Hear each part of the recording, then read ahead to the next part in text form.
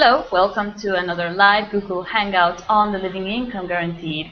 And today we will be discussing the wave of action, which is a revamping of the Occupy movement and anonymous movement around the world for the following 3 months. And we consider that it is cool to contribute to this because we know that there are many people out there that are already placing into action some of the considerations for change that Occupy Anonymous are promoting as a wave of action. And we have a few perspectives to share about that as well. And what a better way to do that, than from an actual person that has participated in the Occupy movement before in Finland, and that is Lauri Kotaja. Hi, Lauri. Hello, glad to be here. Cool. Thank you for being here. And to remind our audience, we are also open for questions, and you can go to the join the Hangout or questions and answers icon on your YouTube video. It's a yellow button, and then you can place the questions for us, and we will be also answering them throughout the Hangout. And so, Lauri, let's begin with this and tell us more about your experience in participating in the Occupy movement in Finland. Okay. So we began in conjunction with the local labor parties.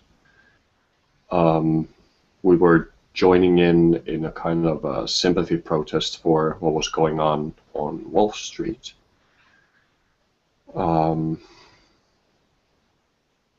We started out as a simple camp.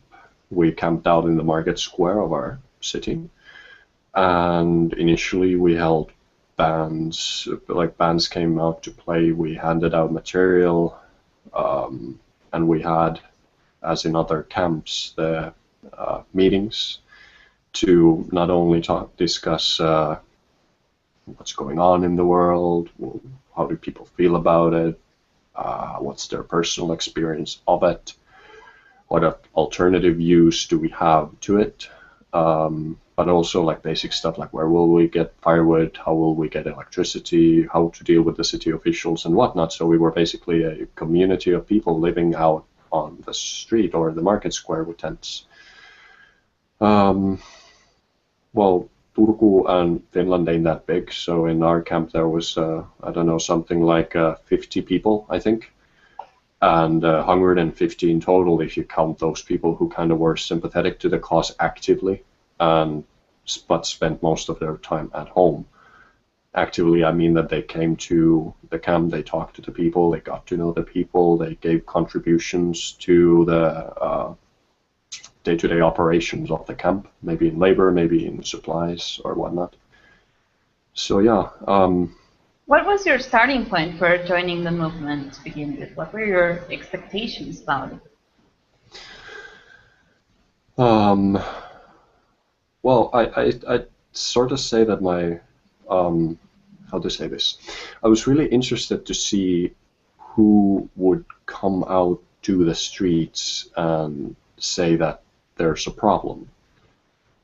Throughout my life, of course, through the internet, I've met people who question things and who, think alternatives, and I know that the educated world has people like that a lot. But generally, being part of, I mean, you could call it the working class, I felt quite isolated with my experiences of, well, everything's going to hell and nobody seems to care about it. So I wanted to meet the people mainly. Also, another point was that I didn't know what a protest was. I hadn't been to one really. One regarding getting art space for the local artist, but that wasn't really the same deal, to me at least. So I also wanted to see what is a protest. I mean, society and school has taught me that this is a way to create change if you see that there's a need for it. So I wanted to see what it actually was, what it actually could create, and how it is done, basically. So those were my expectations. And were they met? I mean, was that kind of idea of you maybe forming part of this change? Was that consolidated through you participating in this protest? What happened? What happened? I will have to put it in a nutshell, since we were, wait a minute, 11th month in English, that's November, correct? So we were from November to March or April, something like. So borderlining 6 months. We were 4 to 5 months out there. So a lot happened during that time. Well, in terms of people, I don't really know how your expectations can be filled or unfulfilled. But in Finland, the people that came there were kind of all social classes, all types of people were pretty much represented, except for those that deliberately alienate themselves from the rest. I mean, we didn't have skinheads, for instance. But other than that, I mean, it was a huge variety of people, and in that, I think my expectation was met, because that told me that people all around get this. People all around see that there's a problem, regardless of your status, so to speak. Of course, again, we didn't have like Supreme Court judges and high-level politicians and whatnot, so certain groups were not represented, and for them, I can't say for sure. And when it comes to change, I mean, there you've already opened up a great point to understand that people that usually protest, or ourselves even promoting change, are already the ones that are at some level of disadvantage. But then how to make this change or proposals for change legitimate if the rest of the population is also not participating directly in them? And that's also something that we usually bring up to the front, because when we come as a separate faction of society trying to impose change, that becomes then another imposition, such as what is happening in Ukraine. You know, now there's people saying, I don't recognize this new government that I really didn't vote for. So what's your perspective on this in relation to maybe Occupy now focusing not on politics or wanting to even change the regime or the government itself, but this alternative type of lifestyle or systems? Well, I could probably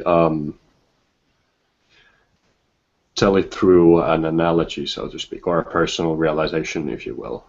Sure. When I was in the camps and people came to talk to us, I came to realize that everybody sort of had a different opinion about the thing, and society and the world situation in general. And when I looked at that magnitude of different opinions and how arbitrarily and without base some people sometimes, you know, stated that this is my fact and it is just so, and I don't care. Yeah, keep speaking words, I don't care. So it was like many were also out of reach completely. So when then we look at change, and we have to understand that society, as who we are as a collective, has been around for quite a while. It's well, when we instill change in that, it has to be legitimate in a way that people can stand behind it, as we saw in Ukraine. Suddenly, okay, I gotta say I haven't delved into that, but I mean, my guess would be that if half of the population doesn't recognize something that was built, then the majority wasn't behind this decision, or then it was freaking close, like 51% to 49, but hey, how often do you see that happen? So it is, in terms of change, I mean, how I understand politics and how I came to understand politics through Occupy as well, was that in order to change things, you have to speak and do until enough people understand. And now, when you think about being in protest on a street, that will reach only a certain type of people unless there is a really big common denominator involved, such as we've seen when economies have collapsed in the recent years in Iceland or in Europe. Well, not collapsed, but you know what I mean, what I'm talking about. Then people came to the streets. It was their house, it was their money, it was their life that was directly being threatened, and then they could stand together. But even then, the changes didn't really come to be, except in Iceland, which is something that I recommend everyone to thoroughly study and look. And it's really actually like a political change, and it's actually an economic change that has happened there. It's not just people went into the streets initially, but from there they directed it through politics, and that's the key.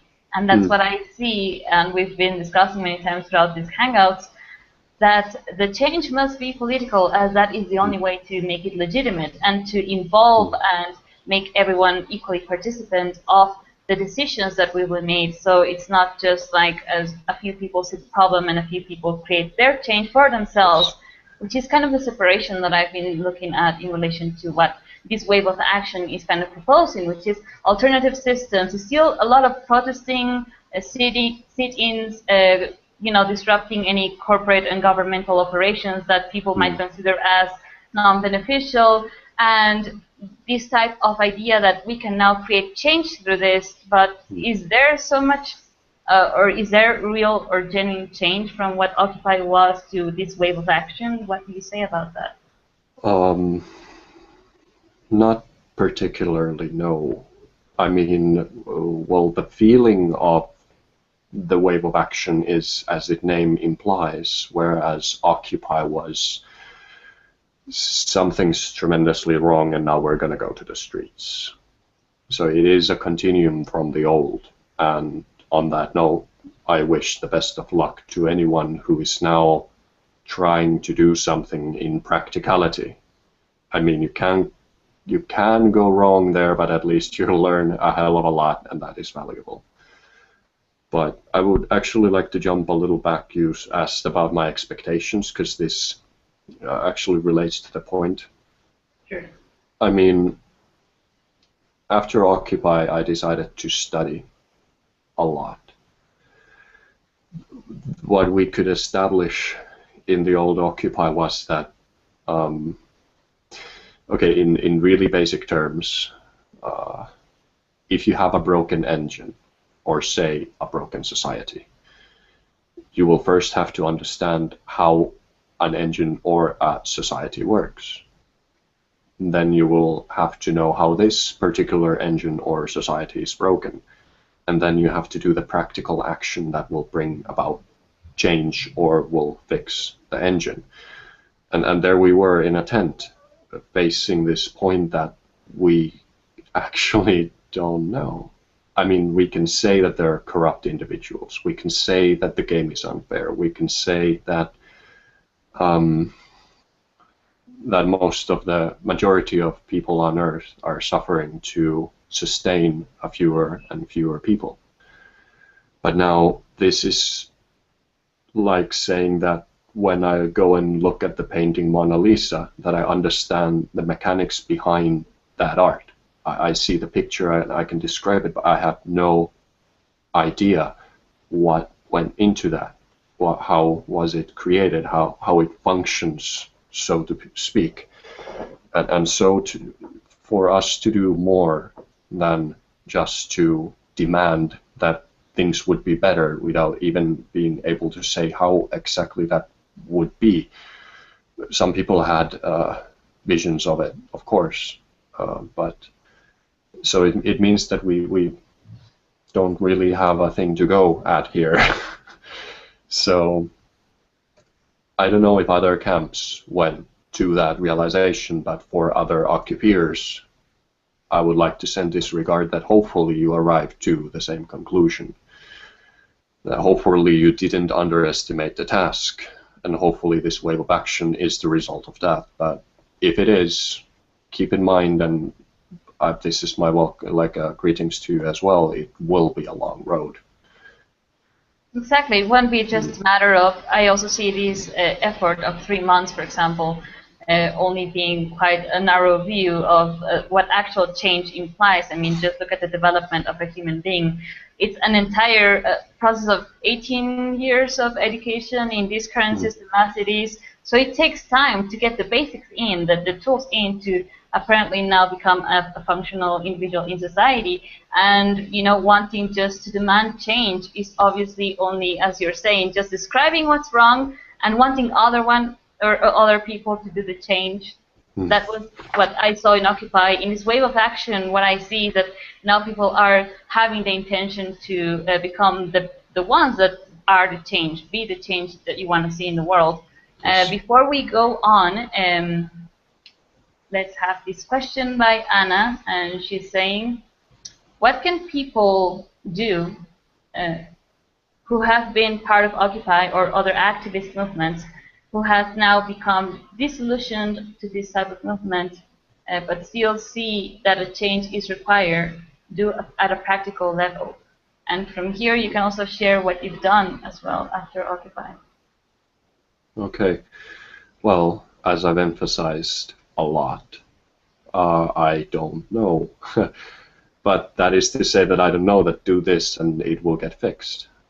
So my theory is, and this is what we discussed in the camps a lot as well, is that, well, while society is a continuum of like 5,000 years or something, I mean, in our current structure, I'm not creationist or nothing.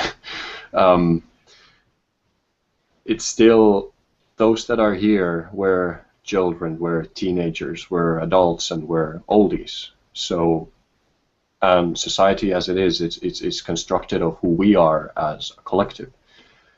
So if a single person makes the decision, does the work for it to become an individual who doesn't necessarily need to be societally powerful, they can work in a freaking bakery for all I care, but if that person is a good, honest person, then through the social fabric that we are, it will have an impact. That's like, you can picture it this way, that is one vote towards a world of people like that. And that is something that you can do regardless of who you are, what your options are, basically, excluding the most horrific exceptions, which unfortunately exist. And in that, taking that process kind of to yourself, that thinking that I have to be the change. I have to be an honest person if I want to see honesty in the world. I have to be, I have to take other people in as my equals or as my brothers, if you will, for that kind of interaction to be birthed into the world. And even if I would go for, say, I mean, now we have to also understand that the society is a hierarchy. If you want to do government, you have to go there and, you know, get the positions. If you want to go to the business sector, I mean, have a company that's fair, then you have to do that. So, I mean, if for some reason through, in the process of dealing with your personal stuff that make you, for instance, a dishonest person when trying to go for honesty, if in that process you at some point decide that now I feel stable enough, I feel that I have much more to give. I could go for schooling, I could go for government, I could go for what is järjestö in English? It's like, for example, Greenpeace is one of those, but they're also much smaller, like local scale. NGOs? Perhaps. Well, anyway, there are a lot of things that you can do, and that's work that you did with yourself will help you regardless where you are. And I mean, that is one of the things that have been striking most odd with me regarding Occupy movements, past and present, is that when we went out and protested, it was like I sort of felt like a kid again in trying to ask someone greater than me to fix a problem that I see. And I do understand that the power lies in the hands of those people, but in that demand, I never really stopped to question that maybe this is done because they don't get it. Maybe this is done because, I mean, it's different everywhere, but the way I see the generation that came before me, they were pretty caught up in many hypes, and they were grown by the generation that fought the Great Wars. I mean, there are many reasons for them to not understand the massive changes that have happened in a single decade. I mean, that's hard to keep up as it is. So now when I consider what to do, I understand that those people eventually will grow old, as I will grow older. And when I reach a certain age, with my past actions, I've chosen who I will be at that time in that world. And if I happen to get to a position that has any significance in terms of society, it doesn't have to be president. You can own your own shop. It doesn't have to be the prime minister. You can be a student in school. It doesn't matter. As long as you participate and not exclude yourself from society.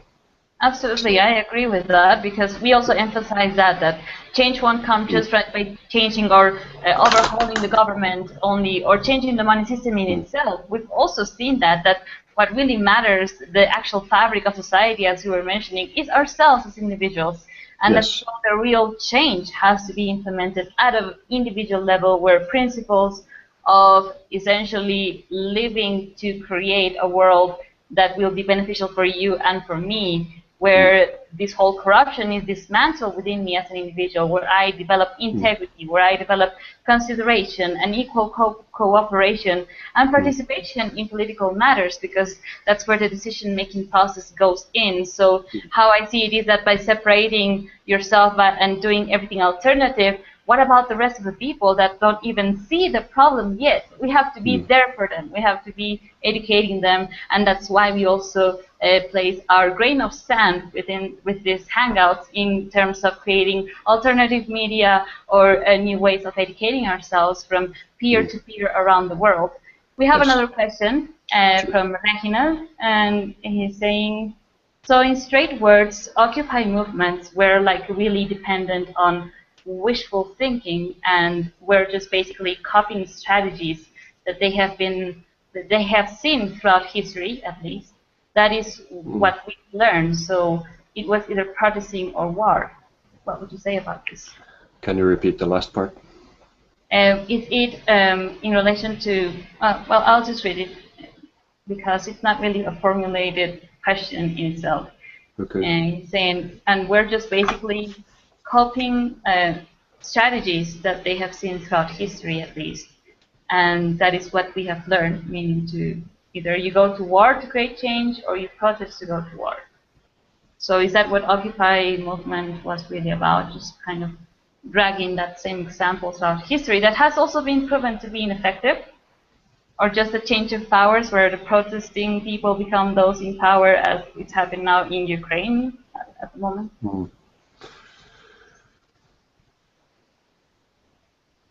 And maybe also hoping for change, the wishful thinking aspect.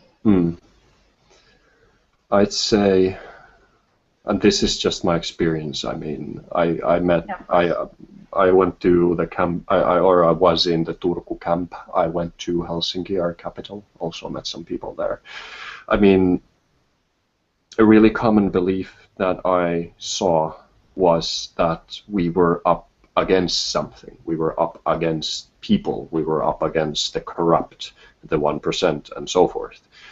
And in that kind of a expectation, or how do you say, starting point, the only option left was to create a conflict, like go to the streets, shout until we have enough people among our ranks, and then they have no choice but to give up their position or do the right thing and quit or whatnot. I don't know. I'd say that powerlessness was more the unifying factor than warfare being means to create change. Ironically, though, there was a kind of a warfare thing that many went against politicians. Like, exactly, that's also what I see, because if you see the news from the wave of action that started this Friday, the 4th of April, and the first news waking up that I see is people throwing oranges at the EU Parliament in Brussels. So I was like, wait a minute, wasn't this supposed to be a real wave of action in terms of, you know, kind of integrating the change into society, and wherever you are, you participate in this kind of change of consciousness, if you want to call it that. But no, there's once again the processing, and the things that are still being promoted is demonstrations, flash mobs, shutdown of this government or corporate entities that they see are not beneficial, and so forth. And that is still kind of instigating violence to create violence, because that's just basic physics. The input creates the output or the outcome or the result. So if you have violence as an input, it will obviously generate violence as an output. And many people might say, no, we were peacefully protesting and the police came and shut down us. But really, just by that instigation, this framework of protesting is already kind of nullifying itself, because it's definitely not a democratic movement. It's just asking. And I do agree with what Reginald is saying, like wishful thinking, that by me calling out your attention, things will change, which is kind of pointless, really. Yeah, I do agree with that point. I mean, I don't see that the actions are really good or bad, and outside of the like extreme and obvious cases. So if people join a movement of called a wave of action and throw what could be described as a tantrum, it didn't begin that way, but you know, when people go to a protest and you suddenly start to hear that all of these good people that you've gotten to know are now they're facing the same adversities that I am, and damn it, it's because of the society, and it's because it's unfair, and all this goes on and builds up, and it then goes to a tantrum. It shows that people are feeling powerless. It shows that people are getting fucked by the system. But for that outburst or that eruption to be called a means for political change, then we're way off. Then we're not looking at the point for what it is. And that was sort of when you asked me in the beginning where my expectations met. When it came to the power of protesting in terms of creating change, no, my expectations were not met. What you thought it was going to be like. And we've also... to describe it, I will do this quick. I know there are points to go, but yeah. So it more seemed like a pressure valve to me, like when society got enough tension in it because of points that really needed change, then they could go out on the street and you know, have a party or flip around a car or whatever rocks their boat until they're satisfied for the moment, and then they go back to whatever lives they had. And that's what happened in Finland. I mean, we were out there 4 to 5 months. Damn, that was a long time. And then people just went back to doing what they did before. Many, however, I gotta say, that started to do something new.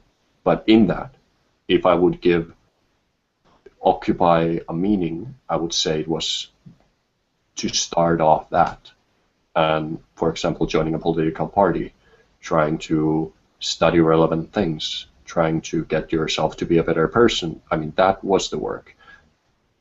Occupy was the place to meet people and get the idea and get friends and get contacts and see that you're not alone. All important things as well, but they're more of a part of the preparation phase, if you will.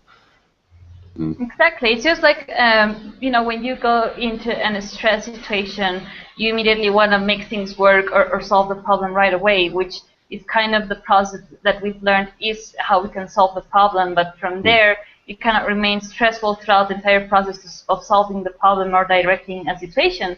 So also you're an example of how you've gone from the protesting phase. You met the people, you realized that yes, you know, in the media we got to know all about Occupy. Many people got to know that, hey, there's something going on in the system, you know, let's investigate. So that's a cool point. But from there, what we are also aiming at is giving some direction to it, because if the wave of action continues just to be like the Occupy #2, or to follow up with the same kind of experiences within the individual, which means still coming with that emotional drive, that anger, that desire for others to do the change, then it will fail. And that's why we also suggest to consider that what you've just mentioned, that individual change comes wherever you are in the system. Doesn't matter where you work in or where you are in this world. What matters are the principles that one can integrate as part of the realization that change comes from within, yes, but not by separating myself or going against or fighting others, as that will obviously breed violence. We have a question from Larry, and it's about business, and I would like to just refer that right now the topic is a little bit off from that. So we did a hangout with Lauri on business on this channel, so you can visit that one, and I will leave the link for that, because he does have experience in business. And it's also another example of how people can instead kind of integrate into the system and really create change from within, which is what you've been doing, right, Lauri? Well, on that note, I mean, we need to define a few basic terms. I mean, society is what comes out of our collective action. It is something that, it is not something you can be not a part of. Oh, did I just use a double negative? You understand what I mean? You cannot not be part of society. I mean, you can go live off grid, you can do all these things, but you're still here. Exactly. One of the best examples came when a friend of mine who owned 2 cats watched a documentary about how food is made, and then she turned to her pet and kind of apologized, like really being sad that we do these things to animals. And afterwards, when she told me about this, I said that I bet the cat looked at you and said, dude, do something. I mean, I don't even have thumbs. Exactly. Absolutely right. And who's creating the food in the end, and who's buying it? It's all of us as well. So it's kind of like a nice analogy to see how just being angry or becoming emotional about it and just knowing all the problems really doesn't make you capable of, yes, being the change. So being the change. Just by being a person, you're part of society, you were grown by it, and your actions contribute to it, either in a significant way or in a minuscule way.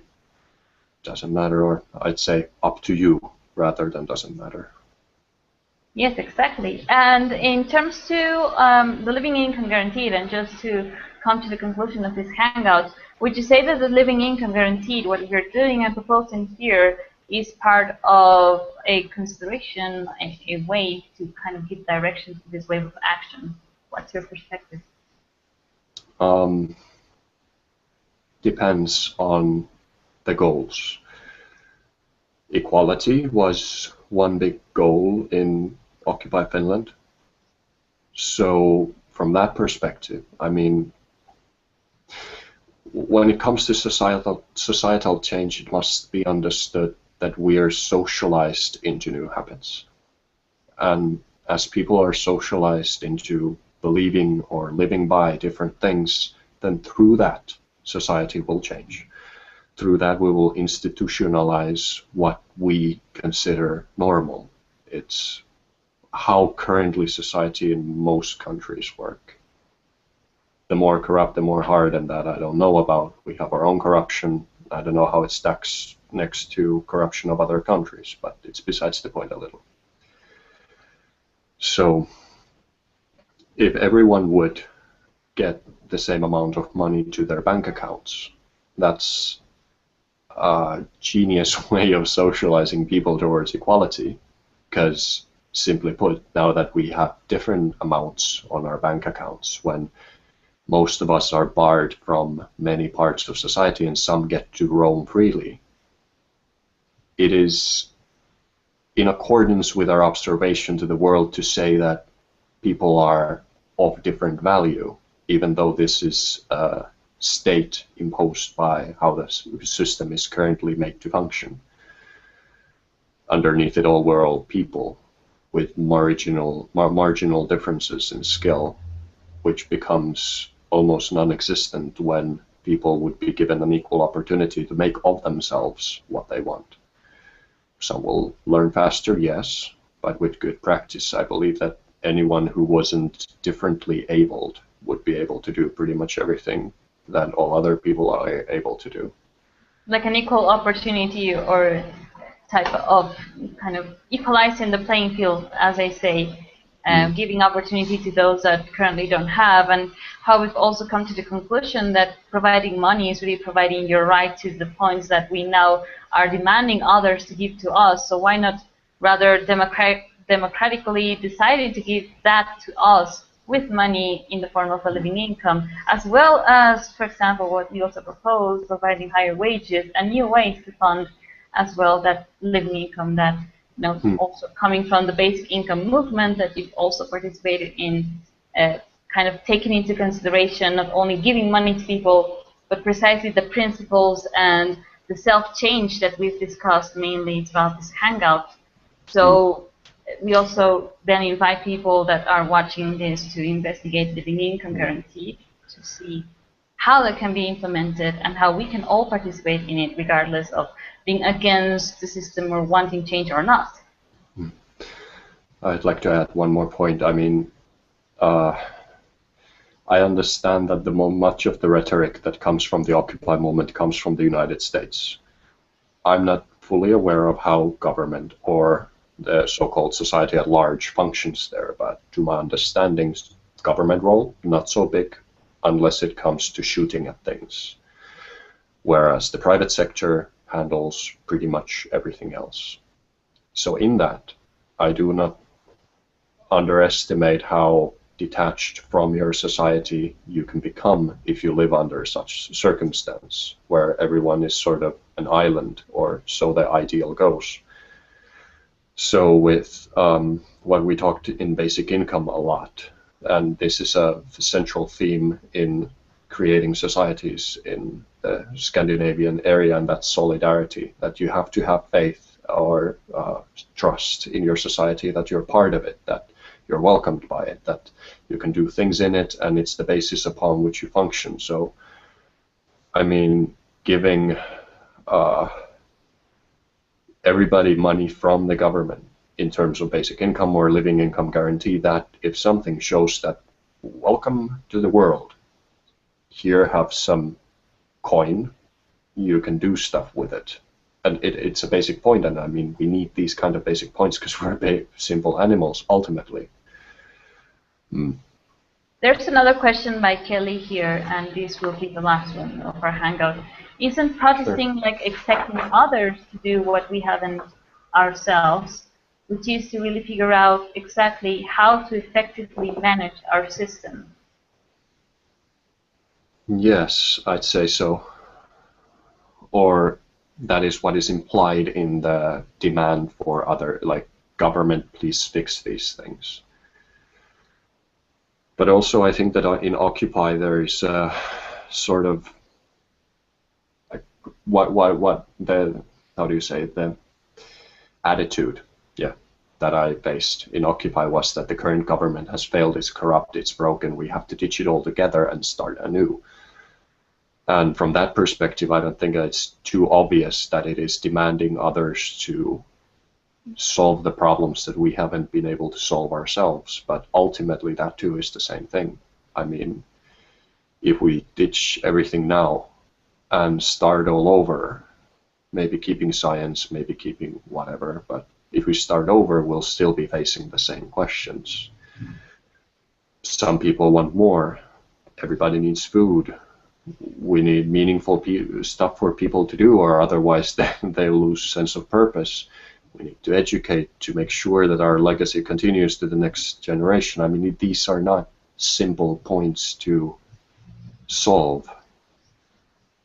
And the 1% that currently we are protesting against, in a way, I think that if we create a system that's fair now, have a family power game that for 1,000 years and see how a simple point of, yes, you can have more if you worked extra hard.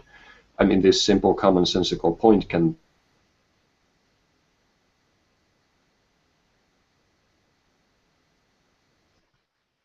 I lost the signal. If anyone else knows or can hear Lauri, I can't.